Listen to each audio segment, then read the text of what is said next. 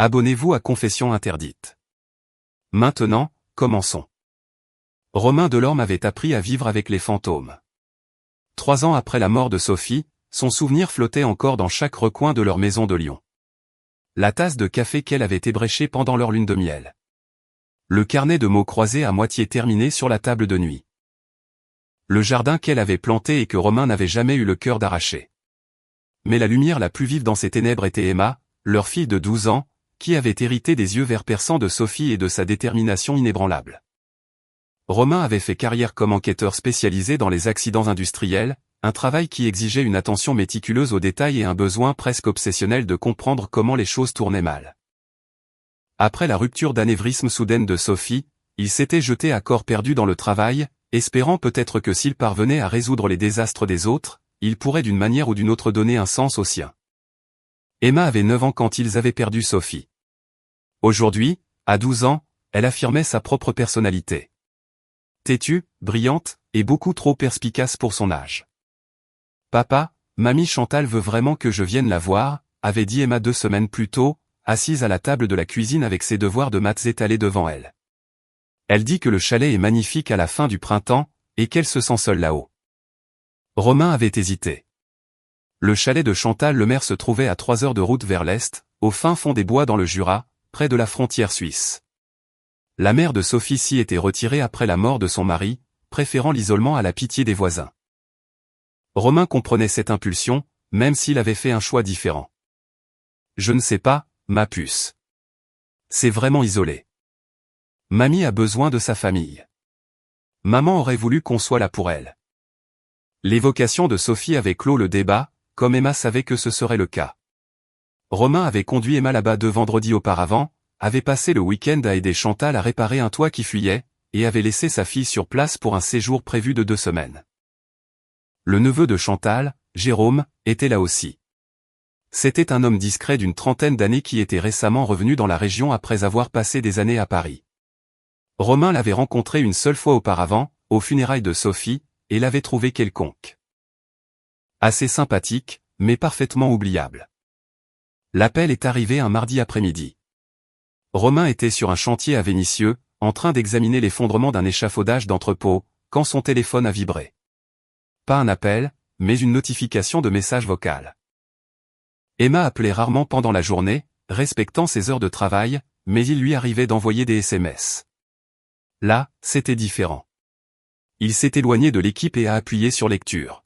« Papa, s'il te plaît, viens. » La voix d'Emma n'était qu'un murmure tremblant. « Je suis en danger. Je me cache dans le... » Le message s'est terminé dans un grésillement statique. Le sang de Romain s'est glacé. Il a rappelé immédiatement. Messagerie directe. Il a réessayé, encore et encore. Rien. Ses mains tremblaient lorsqu'il a composé le numéro du téléphone fixe de Chantal. Le chalet avait une mauvaise couverture réseau, mais le fixe fonctionnait toujours. Il a sonné 8 fois avant de basculer sur le vieux répondeur. Chantal, c'est Romain. Emma m'a envoyé un message. Quelque chose ne va pas, rappelle-moi immédiatement. Il a réessayé le portable d'Emma. Messagerie. Le trajet pour retourner à son 4x4 a pris 30 secondes, mais lui a semblé durer des heures. Son esprit tournait à toute vitesse, imaginant tous les scénarios. Un accident, une attaque d'animal, une urgence médicale. Mais la partie rationnelle de son cerveau, l'esprit de l'enquêteur, analysait déjà la situation. Emma avait dit qu'elle se cachait. Cela impliquait une menace. Une menace consciente. Le trajet vers le nord-est fut flou. Romain a poussé son véhicule à 130, puis 150 km/h. Il a appelé la gendarmerie locale. Ma fille a des ennuis au chalet Lemaire, sur la départementale 47. Elle m'a envoyé un message disant qu'elle était en danger. Monsieur, nous envoyons une patrouille vérifier la propriété. Quel est votre lien avec la propriétaire du chalet? Chantal Lemaire est ma belle-mère. Ma fille, Emma, séjourne chez elle. Elle a 12 ans. Nous dépêchons une équipe immédiatement, monsieur. À quelle distance êtes-vous? À 2h30. J'arrive de la banlieue de Lyon. Monsieur, je vous demande de conduire prudemment. Nos agents seront sur place d'ici 20 minutes. Mais Romain ne pouvait pas conduire prudemment. Chaque minute qui passait lui donnait l'impression qu'Emma lui échappait un peu plus. Il n'arrêtait pas d'appeler le téléphone d'Emma, le fixe de Chantal, et la gendarmerie pour avoir des nouvelles. Les gendarmes étaient arrivés au chalet. Ils avaient trouvé quelque chose. Ils refusaient de lui dire quoi par téléphone. « Monsieur, s'il vous plaît, arrivez en un seul morceau. Nous vous ferons un compte rendu sur place. » Le ton de la voix du répartiteur disait tout à Romain, et rien à la fois. Quelque chose de terrible s'était produit. Il a atteint l'embranchement de la départementale 47 alors que le soleil commençait à se coucher, peignant la forêt de pins dans des tons d'ambre et d'ombre. À 1 kilomètre du chalet, il a vu les gyrophares bleus clignoter contre les arbres. 3 véhicules de gendarmerie, 2 ambulances et une camionnette blanche qu'il a reconnue comme étant celle de l'Institut médico-légal. La vision de Romain s'est rétrécie. Il a abandonné son 4x4 au milieu de la route et s'est mis à courir. Un jeune gendarme a tenté de l'intercepter. « Monsieur, vous ne pouvez pas. Ma fille est là-dedans » a hurlé Romain. Le gendarme lui a attrapé le bras. « Monsieur, calmez-vous. Où est Emma? Où est ma fille ?»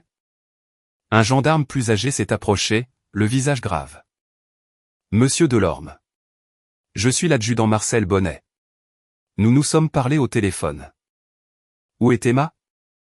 Bonnet a échangé un regard avec le jeune gendarme. « Monsieur, nous avons trouvé une jeune fille dans le chalet. Elle est en vie, mais... Amenez-moi à elle. Monsieur Delorme, avant d'entrer, je dois vous préparer à ce que vous allez voir. » Les genoux de Romain ont failli lâcher. L'enquêteur en lui comprenait ce que cela signifiait. Un traumatisme, des blessures. Quelque chose que le gendarme ne parvenait pas à formuler parce que les mots étaient trop horribles. « Je veux voir ma fille. Maintenant. » Bonnet a hoché la tête et l'a conduit vers le chalet. Nous l'avons trouvée dans un vide sanitaire sous le plancher de la cuisine. Elle s'y était cachée. Elle est consciente mais ne réagit pas. Les ambulanciers sont avec elle en ce moment. Que lui est-il arrivé? La mâchoire de Bonnet s'est contractée. Nous essayons encore de reconstituer les faits, mais il semble qu'elle ait été agressée. Violemment battue. Il y a des preuves que... Monsieur Delorme, votre fille s'est battue comme une lionne. C'est une survivante. La porte du chalet était ouverte. À l'intérieur, Romain pouvait voir des meubles renversés, du verre brisé, du sang sur le parquet. Sa vision s'est brouillée. Puis, il l'a vue. Emma était sur un brancard, enveloppée dans une couverture de survie. Son visage était enflé, presque méconnaissable, un œil complètement fermé. Ses lèvres étaient fendues et de sombres ecchymoses couvraient chaque centimètre carré de peau visible. Ses vêtements étaient déchirés et ensanglantés. Mais le pire de tout, c'était son expression. Elle fixait le vide devant elle, sans ciller, sans rien voir. Catatonique. Romain a trébuché en avant, tombant à genoux à côté du brancard. Emma. Mon bébé. C'est papa. Je suis là. Aucune réponse. Ses yeux n'ont pas bougé. Un ambulancier lui a doucement touché l'épaule. Monsieur Delorme, nous devons l'emmener à l'hôpital. Elle est en état de choc et a besoin de soins immédiats. Que lui est-il arrivé? La voix de Romain s'est brisée. Contusions multiples, suspicion de commotion cérébrale, côte fracturée. Elle a subi un traumatisme sévère. Nous devons y aller maintenant. Romain est monté dans l'ambulance, tenant la main froide d'Emma, lui chuchotant des mots doux, même si elle ne donnait aucun signe de l'entendre. Tu es en sécurité maintenant. Je suis là. Je ne t'abandonnerai pas. Tu es en sécurité. À l'hôpital, on l'a emmené. Des tests, des examens, des procédures auxquelles il ne pouvait pas assister. Romain a fait les 100 pas dans la salle d'attente des urgences comme un animal en cage. L'adjudant Bonnet l'avait suivi et était maintenant assis en face de lui. Monsieur Delorme, je sais que c'est le pire moment possible, mais je dois vous poser quelques questions. Où est Chantal? La grand-mère d'Emma. L'expression de Bonnet s'est assombrie. Madame le maire est au bloc opératoire. Elle a été retrouvée inconsciente à l'arrière de la propriété avec un grave traumatisme crânien. Quelqu'un l'a frappée par derrière. Les pièces du puzzle commençaient à former une image que Romain ne voulait pas voir. Ce n'était pas le hasard. Non, monsieur. C'était ciblé. Nous pensons que quelqu'un est venu dans ce chalet spécifiquement pour faire du mal à votre fille. Madame le maire a probablement essayé de la protéger et a été attaquée la première. Qui? C'est ce que nous devons découvrir. Le chalet est isolé. Aucune trace d'effraction. Quiconque a fait ça avait une clé ou a été laissé entrer. Jérôme. Romain a levé les yeux brusquement. Jérôme le maire. Le neveu de Chantal. Il séjournait au chalet. Il était là quand je les ai déposés. Nous n'avons pas réussi à localiser monsieur le maire. Son véhicule n'est pas sur la propriété. Savez-vous où il aurait pu aller? Les mains de Romain se sont serrées en poing. Trouvez-le. Nous y travaillons. Monsieur Delorme, j'ai besoin de savoir. Y avait-il la moindre indication que Jérôme le maire pouvait représenter une menace pour votre fille? L'esprit de Romain a passé en revue chaque interaction. Jérôme avait été discret, presque invisible. Il avait aidé à réparer le toit, avait fait la conversation, semblait inoffensif. Mais c'était bien là le problème. Romain était formé pour repérer les schémas, pour identifier les risques, et il était complètement passé à côté de celui-ci. Il avait laissé sa fille avec un prédateur. Non, a dit Romain, le mot ayant un goût de cendre dans sa bouche. Je n'ai rien vu. Au cours des 3 heures suivantes, les médecins ont fait des allers-retours pour lui donner des nouvelles. Les blessures physiques d'Emma étaient graves, mais ses jours n'étaient pas en danger. En revanche, les dommages psychologiques étaient incommensurables. Elle restait muette, enfermée quelque part au fond d'elle-même. Le kit de prélèvement médico-légal est revenu positif. Le mot a flotté dans l'air comme une condamnation à mort. Romain a dû sortir. Il a réussi à atteindre le parking avant de vomir dans une poubelle. Tout son corps tremblait de rage, d'angoisse et d'une haine meurtrière si pure qu'il avait l'impression qu'elle allait le consumer de l'intérieur. Son téléphone a vibré. C'était l'adjudant Bonnet. Nous avons retrouvé la camionnette de Jérôme le maire abandonnée à 50 km au sud. Nous avons lancé un avis de recherche et alerté la section de recherche. Il est en fuite, mais nous le trouverons. Ne le faites pas. Pardon? Je vais le trouver moi-même. Monsieur Delorme, je comprends que vous soyez bouleversé, mais vous devez nous laisser gérer ça. Nous avons les ressources, la juridiction. Vous avez la bureaucratie et les procédures. J'ai la motivation. Romain a raccroché. Il est resté debout dans le parking alors que la nuit tombait complètement, fixant le vide. Quelque chose de froid et de calculateur s'était installé à la place de sa panique. C'était une scène de crime, un désastre. Et Romain Delorme était très doué pour enquêter sur les désastres. Plus important encore, il était sur le point de devenir très doué pour en provoquer. 3 jours se sont écoulés dans un brouillard de chambres d'hôpital et d'interrogatoire de police. Chantal le maire s'est réveillée le 2e jour avec une fracture du crâne et une mémoire lacunaire. Elle se souvenait que Jérôme était arrivé au chalet à l'improviste ce matin-là. Elle se souvenait d'avoir ressenti un malaise face à son comportement.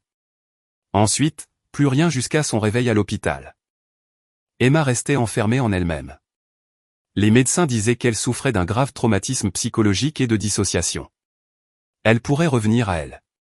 Ou pas. Il n'y avait aucune garantie. Romain a engagé une société de sécurité privée pour garder la chambre d'hôpital d'Emma. Il a fait installer des caméras. Il dormait sur une chaise à côté de son lit, lui tenant la main, lui parlant, lui montrant des photos de Sophie, lui faisant écouter sa musique préférée. Rien ne perçait le mur qu'elle avait érigé autour d'elle. Le 4e jour, Romain a reçu un appel du capitaine Sylvie Campion de la police judiciaire de Lyon. Monsieur Delorme, nous nous coordonnons avec la gendarmerie locale sur l'affaire Le Maire. Je dois vous poser des questions sur vos allées et venues au cours des derniers jours. Vous pensez que je suis un suspect? Nous éliminons des pistes. Vous avez posé des questions, passé des appels, engagé des détectives privés. Certains pourraient interpréter cela comme une ingérence dans une enquête en cours. Ces gens-là peuvent aller au diable. C'est ma fille qui est là-dedans. Je comprends, monsieur Delorme, mais vous devez nous laisser faire notre travail. Jérôme le maire sera retrouvé et poursuivi avec toute la rigueur de la loi. Ce n'est pas suffisant. Je vais faire comme si je n'avais pas entendu ça, monsieur. Pour votre propre bien, tenez-vous à l'écart de cette enquête. Romain a raccroché. La police ne comprenait pas, toute la rigueur de la loi signifiait un procès, des avocats, des appels. Cela signifiait que Jérôme pourrait prendre 20 ans, pourrait prendre perpétuité, ou pourrait même s'en sortir sur un vice de procédure. Cela signifiait qu'Emma devrait témoigner, revivre son traumatisme devant des inconnus et des caméras. Non, Romain avait un plan différent. Il avait passé les 3 derniers jours à faire ce qu'il faisait de mieux, enquêter. Il avait engagé un détective privé nommé Patrick Cassel, un ancien agent de la DGS qui s'était mis à son compte après en avoir eu assez de la paperasse. Patrick avait fouillé dans le passé de Jérôme Lemaire, et ce qu'il avait trouvé avait fait bouillir le sang de Romain. Jérôme avait un casier, mais il était scellé. Des accusations de coups et blessures et d'agressions sexuelles datant de l'époque où il avait 17 ans. Ses riches parents avaient engagé des avocats hors de prix, l'avaient placé dans un programme de soins, et les dossiers avaient été étouffés. Il avait déménagé à Paris, soi-disant pour prendre un nouveau départ, mais Patrick avait trouvé 3 plaintes déposées contre lui dans la capitale. 2 par des femmes, 1 par une adolescente. Aucune n'avait abouti à des poursuites. Les plaintes avaient été retirées après des arrangements financiers. Jérôme Lemaire était un prédateur qui avait été protégé toute sa vie par l'argent et les relations. Et quand il était revenu dans la région, il avait jeté son dévolu sur Emma. Patrick Cassel a retrouvé Romain dans une brasserie près de l'hôpital. C'était un homme svelte d'une 50aine d'années, aux cheveux gris et au regard perçant qui ne laissait rien passer. « J'ai autre chose », a dit Patrick en faisant glisser un dossier sur la table. Jérôme Lemaire n'est pas seulement un prédateur. Il est intelligent. Partout où il a vécu, on retrouve le même mode opératoire. Il cible des jeunes filles, gagne leur confiance, les isole. L'argent de sa famille lui achète des casiers vierges et de nouveaux départs depuis 15 ans. Romain a ouvert le dossier. À l'intérieur se trouvaient des rapports de police, des transcriptions de témoignages, des photos. Ses mains tremblaient pendant qu'il lisait. L'une des victimes parisiennes avait 14 ans. Jérôme travaillait alors comme animateur pour jeunes dans un centre social. Pourquoi n'est-il pas en prison? L'argent fait la loi. Ses parents sont riches à millions. L'ancienne fortune forestière de la région. Il nettoie ses dégâts depuis qu'il est adolescent. Quand ça devient trop chaud à un endroit, il le réinstalle ailleurs. Est-ce que Chantal le savait? Je ne pense pas. Mais Sophie, oui, peut-être. J'ai trouvé un échange de mails il y a 4 ans entre Sophie et la mère de Jérôme, Béatrice Lemaire. Sophie posait des questions pointues sur le passé de Jérôme. Béatrice l'a envoyé paître violemment, menaçant de la poursuivre en justice si Sophie répandait des rumeurs malveillantes sur la famille. La poitrine de Romain s'est serrée. Sophie savait que quelque chose n'allait pas. Elle avait essayé de protéger Emma même à l'époque. Et maintenant, Emma payait le prix de l'ignorance de Romain. Où est Jérôme en ce moment? C'est là que ça devient intéressant. Patrick a sorti une carte. Sa camionnette a été retrouvée ici, mais rien n'indique qu'il a quitté la région. Pas de billets de train, pas de voiture de location, aucune activité sur ses cartes bancaires. Soit il n'utilise que de l'argent liquide et fait profil bas, soit quelqu'un l'aide. Sa famille. Ce serait mon hypothèse. La famille Lemaire possède un domaine à 100 de kilomètres au nord du chalet. Une immense propriété, route privée, portail de sécurité. Si Jérôme est quelque part, il est probablement là-bas. Romain a étudié la carte. Pouvez-vous m'obtenir des photos de surveillance de la propriété? Je peux faire mieux que ça. J'ai un contact qui travaillait à la sécurité pour les Lemaire. Il est prêt à parler si on y met le prix. L'argent n'est pas un problème. Organisez ça. Au cours de la semaine suivante, Romain est devenu 2 personnes. Le jour, il était le père dévoué, assis avec Emma, parlant à ses médecins, se coordonnant avec le personnel de l'hôpital. La nuit, il se transformait en autre chose. Un chasseur. Méthodique et patient, rassemblant des informations sur sa proie. Le contact à la sécurité, un homme nommé Hervé, a rencontré Romain dans un parking souterrain de Lyon.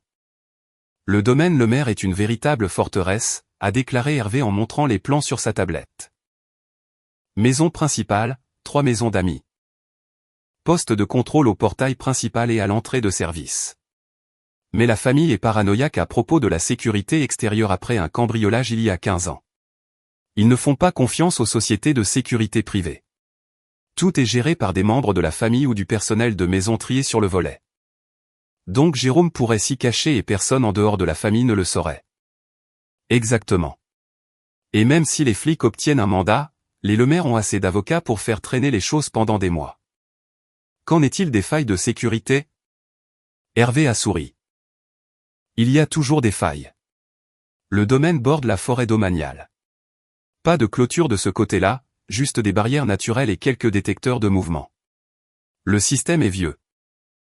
Il n'a pas été mis à jour depuis des années. Et l'entrée de service. Ils utilisent un code tournant qui change chaque semaine, mais il suit une logique. Quelle logique? Des séquences de dates de naissance. Les anniversaires de la famille par ordre chronologique. J'ai la liste. Romain a pris la liste, formulant déjà un plan. Autre chose? Oui, la famille organise une grande réception ce week-end. Une sorte de réunion de famille. Si Jérôme est là, il sera entouré de proches prêts à le protéger à tout prix. Parfait, a dit Romain. Je compte bien là-dessus. Emma a parlé pour la première fois le 9e jour. Romain lui lisait l'un des vieux journaux intimes de Sophie, des histoires sur Emma quand elle était bébé, les espoirs et les rêves de Sophie pour l'avenir de leur fille. Il le faisait chaque soir, espérant que les mots de Sophie pourraient l'atteindre là où les siens échouaient. Papa. Le mot était si faible que Romain l'a presque raté. Il a lâché le journal, serrant la main d'Emma. Emma, mon bébé, je suis là. Je suis juste là. Ses yeux se sont fixés sur lui pour la première fois depuis plus d'une semaine. Ils étaient hantés, remplis d'une douleur qu'aucun enfant de 12 ans ne devrait jamais connaître. Il m'a fait du mal. Je sais, mon amour. Je sais, mais tu es en sécurité maintenant. Il a dit. Il a dit que personne ne me croirait. Il a dit que sa famille me ferait disparaître si je parlais. La vision de Romain s'est teintée de rouge. Il a menti. Tu ne vas pas disparaître. Tu es tout mon monde et je te crois. Où est-il? La police le recherche. Est-ce qu'ils vont le trouver? Romain a plongé son regard dans les yeux de sa fille et a pris sa décision. Oui. D'une façon ou d'une autre, il paiera pour ce qu'il t'a fait. L'étreinte d'Emma sur sa main s'est resserrée. Je veux qu'il ait mal comme il m'a fait mal. Le cœur de Romain s'est brisé et s'est endurci simultanément. Emma ne devrait jamais avoir à ressentir ce genre de rage, ce besoin de vengeance. Mais c'était le cas, et il le comprenait parfaitement. Ce sera le cas, a promis Romain. Je t'en fais le serment. Les médecins voulaient qu'Emma reste à l'hôpital pour observation, mais Romain l'a transférée dans une clinique privée offrant une meilleure sécurité et des spécialistes en traumatologie. Chantal, suffisamment remise pour sortir de l'hôpital, voulait voir Emma, mais Emma a refusé. La seule vue de sa grand-mère déclenchait des crises de panique, des rappels du chalet, de ce qui s'y était passé. Chantal était dévastée. C'est de ma faute, sanglotait-elle auprès de Romain. Je l'ai invitée. Je l'ai laissée entrer chez moi. J'aurais dû la protéger. Tu as essayé. Tu as une fracture du crâne parce que tu as essayé. Ce n'est pas suffisant. J'aurais dû savoir. Je suis sa grand-mère. Tu ne pouvais pas savoir. Jérôme a trompé tout le monde. Même Sophie, a pensé amèrement Romain. Même celle qui avait eu des soupçons avait été réduite au silence. Mais Romain n'allait pas être réduit au silence. Il allait faire du bruit. Il allait être dévastateur. Patrick Cassel avait obtenu des informations détaillées sur le domaine Lemaire et la réunion de famille à venir. C'était le 70e anniversaire du père de Jérôme. Tout le clan Lemaire serait présent. Tante, oncle, cousin, tout le réseau de protection qui avait permis le comportement de prédateur de Jérôme pendant des années. Le plan de Romain était simple dans son concept, complexe dans son exécution. Il n'allait pas tuer Jérôme Lemaire. La mort était trop rapide, trop facile. Jérôme devait souffrir comme il avait fait souffrir Emma. Publiquement. Totalement. Sans aucune échappatoire et avec personne pour le protéger. Romain a passé 2 semaines à se préparer. Il a engagé des spécialistes. Pas des criminels, mais des experts. Un spécialiste en récupération de données pour extraire les fichiers effacés des appareils de Jérôme. Un jury comptable pour retracer les paiements versés aux précédentes victimes. un vidéaste spécialisé dans les documentaires. Et Patrick Cassel, qui coordonnait le tout avec la précision d'une opération militaire. Vous comprenez que c'est illégal, a dit Patrick alors qu'il passait le plan en revue. Effraction, vol, potentiellement séquestration selon la façon dont les choses tournent. Vous allez gâcher votre vie. Ma vie s'est arrêtée quand j'ai vu Emma sur ce brancard, a répondu Romain. Il ne s'agit plus de moi. Il s'agit de s'assurer que Jérôme Lemaire ne fera plus jamais de mal à personne.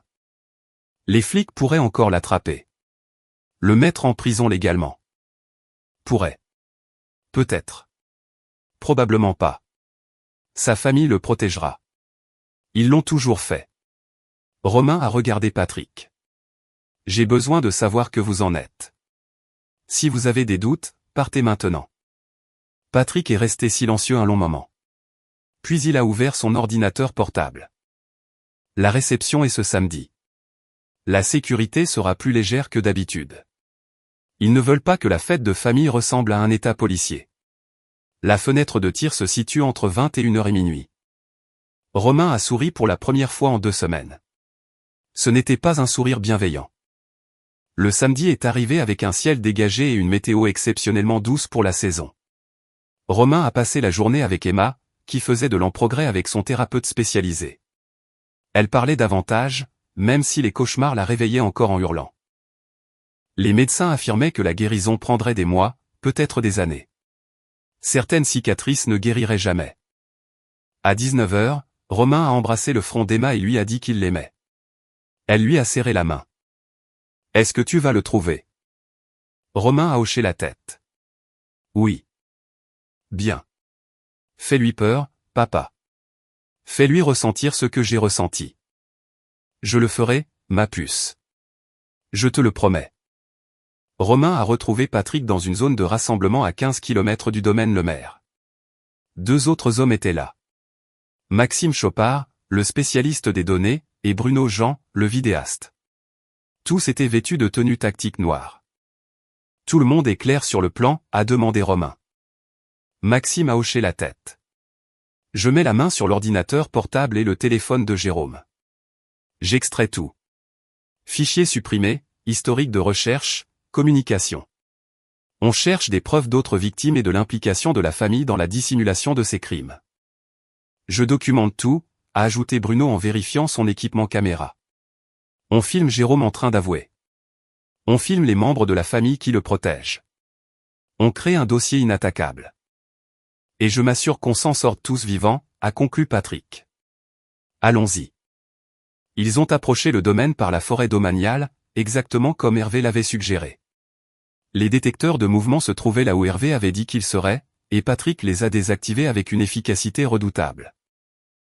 Ils ont escaladé la paroi rocheuse naturelle à la lisière de la propriété et se sont retrouvés dans les jardins impeccablement entretenus derrière la maison principale. À travers les fenêtres, Romain pouvait voir la fête. Peut-être 40 personnes, bien habillées, buvant du vin, célébrant. Il a scruté les visages jusqu'à ce qu'il trouve Jérôme. Il était là, debout près de la cheminée, riant à une remarque d'une femme plus âgée. Il semblait parfaitement à l'aise. Aucune culpabilité, aucune peur. Protégé par la richesse et l'influence de sa famille, il pensait probablement être intouchable. Romain était sur le point de lui prouver le contraire. La maison d'amis qu'Hervé avait identifiée était séparée de la demeure principale, reliée par une allée couverte. Romain et son équipe ont attendu que l'énergie de la fête atteigne son apogée, vers 22h, quand tout le monde était suffisamment ivre, puis ils sont passés à l'action. Patrick a crocheté la serrure de la maison d'amis en moins de 30 secondes. À l'intérieur, ils ont trouvé les affaires de Jérôme, ordinateur portable, téléphone, effets personnels. Maxime s'est mis au travail immédiatement, connectant les appareils et lançant ses logiciels de récupération. « J'ai quelque chose », a chuchoté Maxime après 10 minutes. Il ne les a même pas cryptés. Des vidéos. Plein de vidéos. Différentes filles, différents âges. D'où Jésus. Copiez tout, a dit Romain, la voix d'un calme mortel. Chaque fichier. Pendant que Maxime travaillait, Romain fouillait la maison. Il a trouvé des journaux intimes. Des récits détaillés des agressions de Jérôme, écrits avec un détachement clinique, comme des observations scientifiques. Il a trouvé des trophées, des bijoux, des photos, des vêtements pris à ses victimes. Et il a trouvé de la correspondance entre Jérôme et ses parents, des emails discutant de la situation, gérant la communication de crise et organisant les nouveaux départs de Jérôme. La famille Lemaire n'avait pas seulement fermé les yeux sur les actes de Jérôme. Ils avaient été des complices actifs de sa prédation. Bruno filmait tout, créant des preuves accablantes. Terminé, a fini par dire Maxime. J'ai des téraoctets de preuves. Ce type est un prédateur en série, et sa famille couvre ses arrières depuis des années. Phase 2, a dit Romain. Ils ont quitté la maison d'amis et se sont dirigés vers la maison principale. La fête battait toujours son plein. Romain a pris une coupe de champagne sur un plateau de service et est entré directement par la porte d'entrée. Personne ne l'a remarqué au début. Il n'était qu'un invité de plus dans la foule. Il s'est frayé un chemin jusqu'à Jérôme, qui était maintenant assis sur un canapé, discutant avec animation avec deux de ses jeunes cousins. Romain s'est assis en face de lui. Bonjour, Jérôme. Le visage de Jérôme a blêmi. Romain. Qu'est-ce que vous? Comment avez-vous? Nous devons parler en privé. Je ne pense pas que ce soit une bonne idée. Jérôme s'est levé, regardant autour de lui pour chercher du soutien. Romain a sorti son téléphone et a montré une photo à Jérôme. L'une des vidéos que Maxime avait récupérées. Nous pouvons parler en privé, ou je peux projeter ça devant tout le monde à la fête d'anniversaire de ton père. À toi de choisir. Le visage de Jérôme s'est décomposé de panique. Vous bluffez. Romain s'est levé et a élevé la voix. S'il vous plaît, tout le monde. Puis-je avoir votre attention?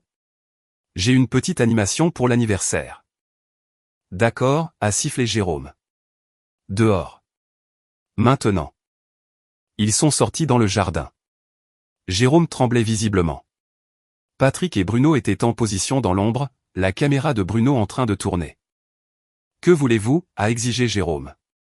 De l'argent? Ma famille vous paiera, vous aussi. Je ne veux pas d'argent, a répondu Romain. Je veux que tu comprennes quelque chose. Tu as détruit la vie de ma fille. Tu l'as battue, tu l'as violée, et tu l'as laissée pour morte. Et tu pensais t'en tirer parce que tu t'en es toujours tiré. Je n'ai pas. Vous ne pouvez rien prouver. J'ai des preuves. Des heures entières. Des vidéos de toi agressant des mineurs.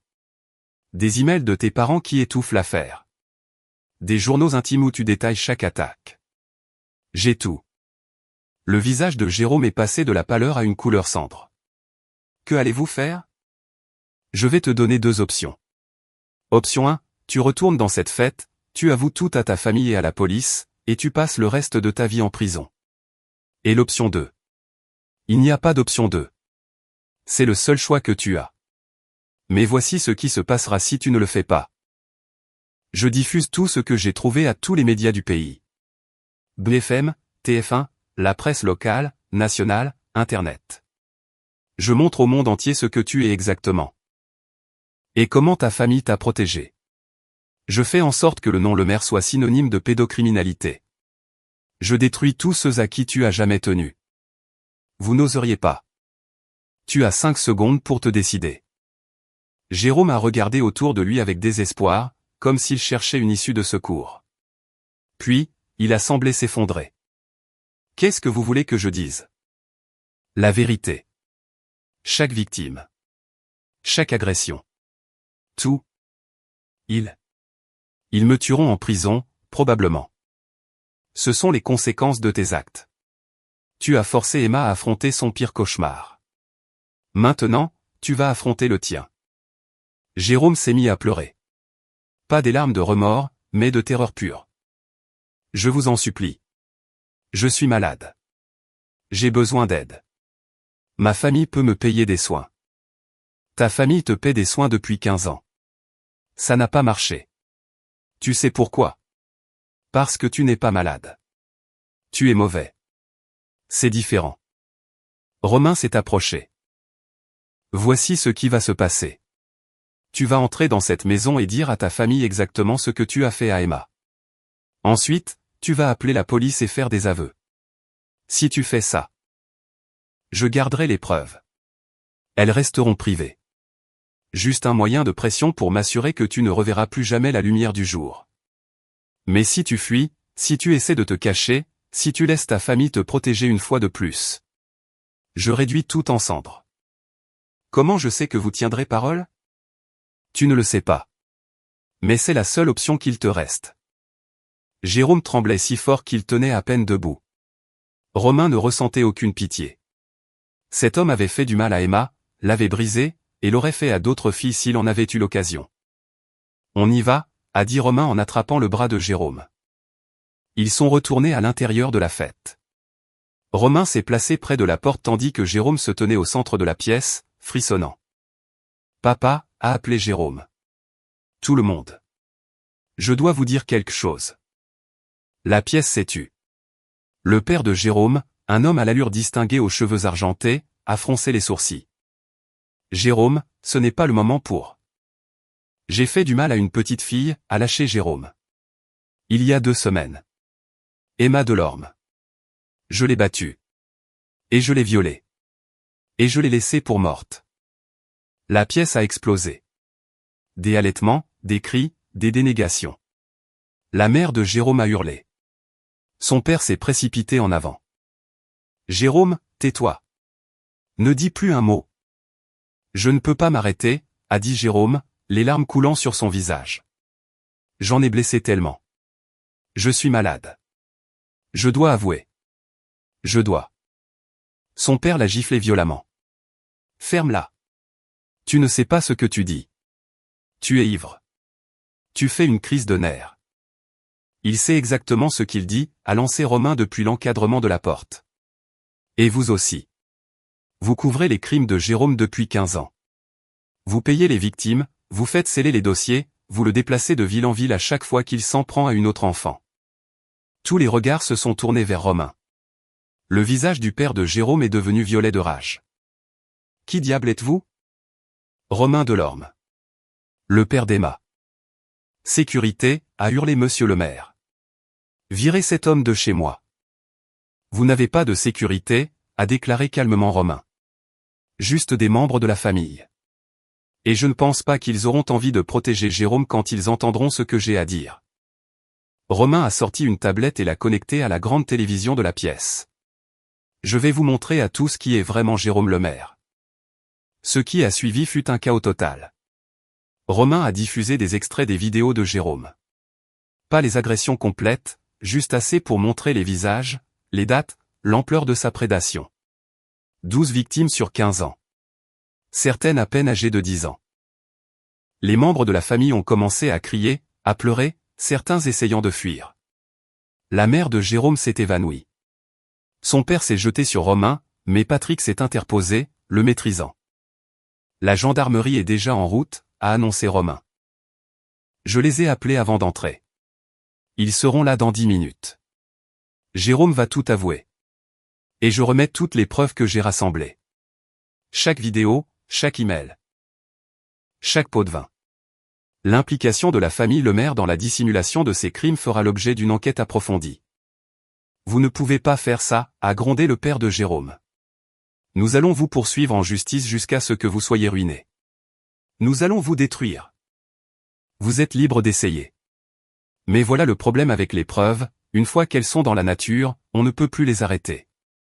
J'ai déjà envoyé des copies à 3 rédactions différentes, prêtes à être publiées s'il m'arrive quoi que ce soit, à moi ou à ma famille. Alors? Si vous voulez vous en prendre à moi, allez-y. Mais ça ne fera qu'aggraver les choses. Les forces de l'ordre sont arrivées exactement à l'heure annoncée par Romain. Il les avait appelés depuis la voiture, leur donnant suffisamment d'informations pour obtenir un mandat en urgence. La capitaine Sylvie Campion était parmi eux, regardant Romain avec un mélange de colère et de respect à contre-cœur. Vous êtes en état d'arrestation, a dit Campion à Romain. Probablement. Mais Jérôme passe en premier. Campion a hoché la tête. On vous embarque tous les deux. Jérôme a été menotté et emmené, pleurant toujours, tandis que son père hurlait à propos d'avocats, de droits et de fausses accusations. Romain les a laissés le menotter sans résistance. Il savait que ça arriverait, effraction, vol de données, et peut-être une douzaine d'autres chefs d'accusation. Mais il s'en moquait. Emma obtiendrait justice. Jérôme irait en prison, et la capacité de la famille Lemaire à protéger des prédateurs était anéantie. Alors qu'il l'installait dans la voiture de patrouille, Romain a vu Bruno Jean dans l'ombre, sa caméra tournant toujours, documentant la scène entière. Les images allaient être diffusées, le scandale éclaterait, et le nom de Jérôme Lemaire serait à jamais lié à ces crimes. Le procès fut un événement médiatique retentissant. Les vidéos de Jérôme et les preuves de la complicité de sa famille ont fait la une de l'actualité nationale. Le domaine Lemaire a été perquisitionné, révélant encore plus de preuves de ses abus systématiques et de la protection du comportement prédateur de Jérôme. L'avocat de Jérôme a tenté de faire rejeter les preuves, arguant qu'elles avaient été obtenues illégalement. Mais le nombre impressionnant de victimes qui se sont manifestées une fois la nouvelle tombée et 14 autres femmes et jeunes filles ont signalé des agressions a rendu ces preuves presque accessoires. L'accusation avait largement de quoi enterrer Jérôme sans elle. Romain a été inculpé pour effraction, vol et entrave à une enquête de police. Son avocat a plaidé l'état de nécessité, arguant que Romain avait agi pour protéger de futures victimes là où le système judiciaire avait échoué.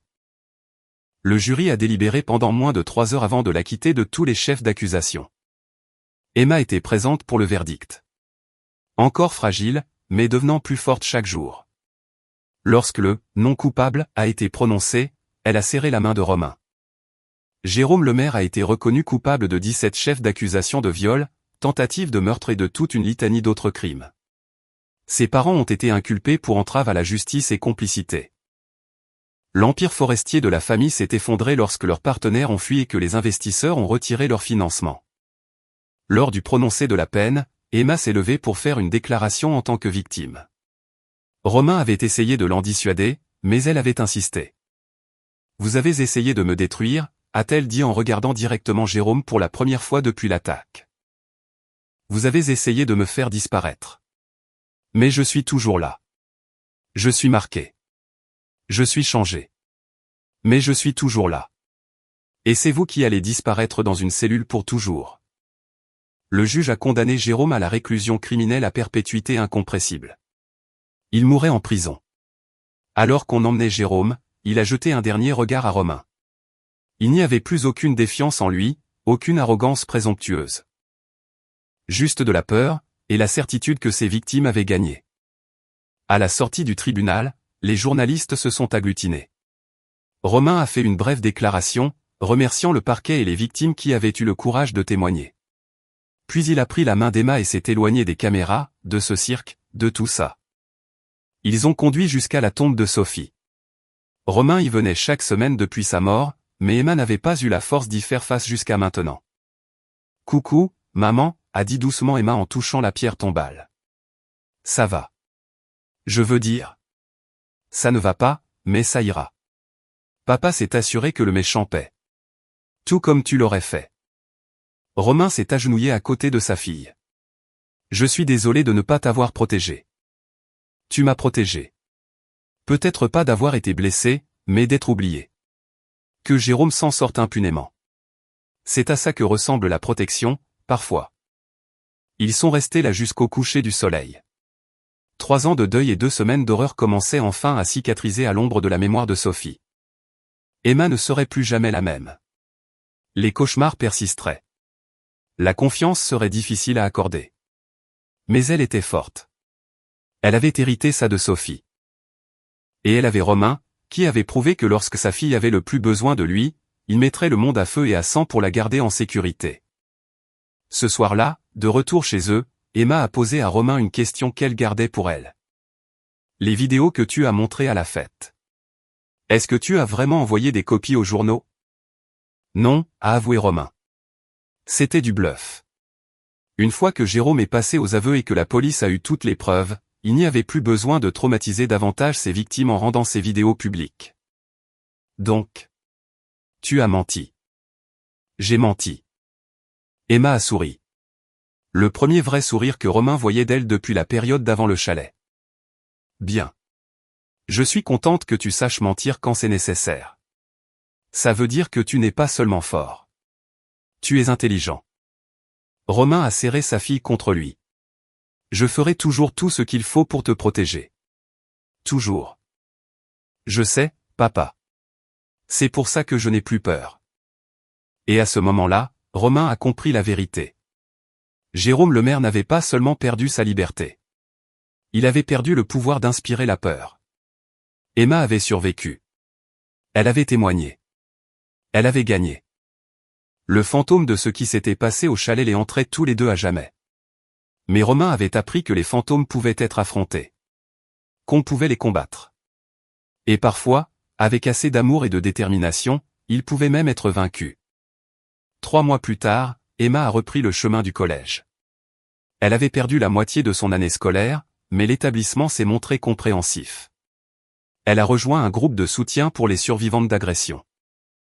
Elle a commencé à écrire dans un journal intime, traitant son traumatisme avec des mots dont Sophie aurait été fière.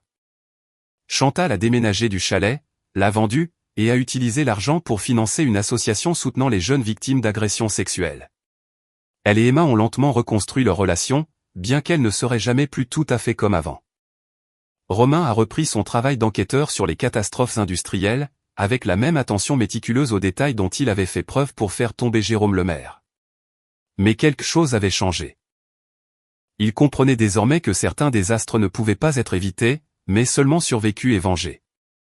Pour le premier anniversaire de l'agression, Emma a demandé à Romain de la ramener dans la région où se trouvait le chalet.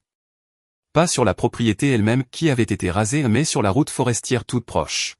« J'ai besoin de le voir », a-t-elle expliqué.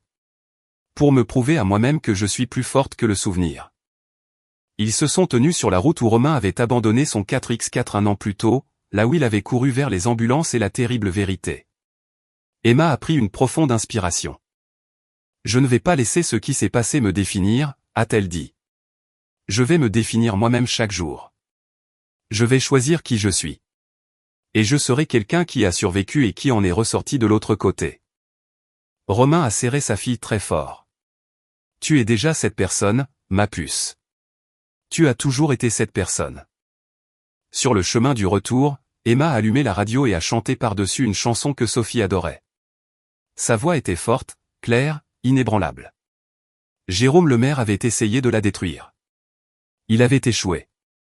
Le méchant avait payé. Les gentils avaient gagné. Et si les cicatrices resteraient, elles se refermeraient pour devenir non pas des preuves de faiblesse, mais des preuves de survie. En fin de compte, c'était la seule victoire qui comptait. C'est ici que notre histoire touche à sa fin. Partagez vos pensées dans la section des commentaires. Merci de votre temps. Si vous avez apprécié cette histoire, n'hésitez pas à vous abonner à cette chaîne. Cliquez sur la vidéo qui s'affiche à l'écran, et je vous dis à très bientôt.